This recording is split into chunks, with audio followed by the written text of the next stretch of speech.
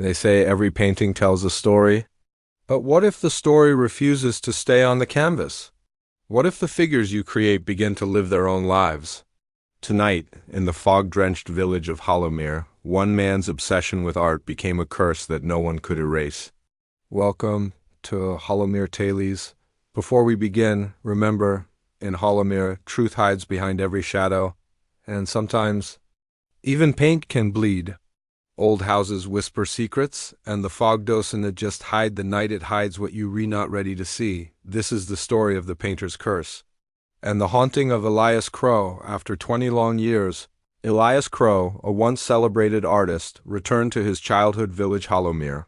He carried nothing but a suitcase of memories and a mind full of guilt. He sought peace, or perhaps forgiveness for sins only he could understand. Elias had seen fame and fortune, but behind every masterpiece he painted, there was something unnatural, something that defied explanation. His last exhibition ended in horror. One of his paintings moved on its own, sending the crowd screaming. He vanished that night, leaving everything behind. Now, he had come back to Hollowmere, to the decaying house his father had left him, and to the studio where his hands first learned to shape paint into life. Inside, dust covered every surface, and the air smelled of old oil paint mixed with mildew. Shadows stretched unnaturally across the cracked wooden floor. In the corner, a single canvas stood untouched, yet strangely damp, as if it had been crying in his absence. That night, Elias lit a candle and approached the painting. It was unfinished, a portrait of a woman with no eyes. Her face was beautiful, haunting, yet incomplete. He remembered her. Lydia, his first muse and his first love. She had vanished the very night he began painting her, leaving him obsessed and broken. A whisper seemed to slither through the room. "You never finish me, Elias." Elias froze. His hands trembled. The brush slipped from his fingers and fell to the floor. The crimson paint began to move, dripping down the canvas like tears, glistening unnaturally. He could swear the face twisted slightly, watching him. Terrified, Elias covered the painting with a cloth and stumbled to bed. In the dead of night, the whisper returned.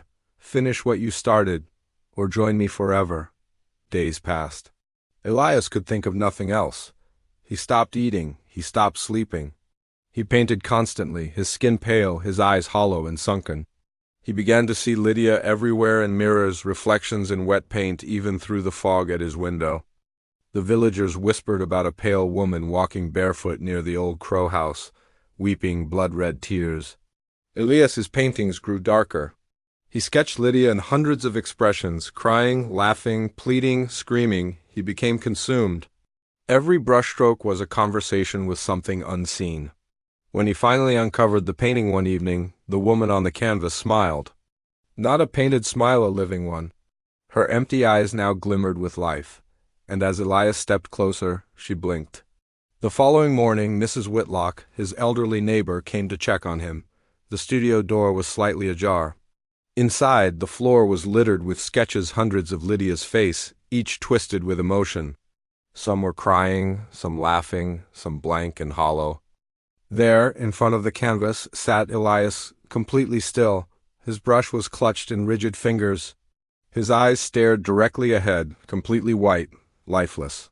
The painting behind him had changed. It now depicted Elias standing beside Lydia, both smiling. "Impossible, unnatural," Mrs. Whitlock screamed and ran for help. When she returned with the constable, the studio was empty. The painting had vanished. All that remained were faint traces of turpentine and 2 sets of footprints leading into the forest. No one ever saw Elias again. Years passed. The house of Elias Crow fell into ruin, yet villagers still swear they see candlelight flickering in the studio at night. Those brave enough to enter claim they hear whispers, pleading, crying, painting all at once. And sometimes, new paintings appear on the walls. Faces of strangers, faces of those who vanished without a trace. No one knows what became of Elias Crow, but a traveler who visited Hollowmere years later told a chilling tale. He saw a painting in an antique shop, signed E.C. It was a portrait of a woman, with no eyes. When he touched it, he swore he heard a whisper, "Finish me, finish me, finish me." If you ever find yourself in Hollowmere, never enter the old crow house.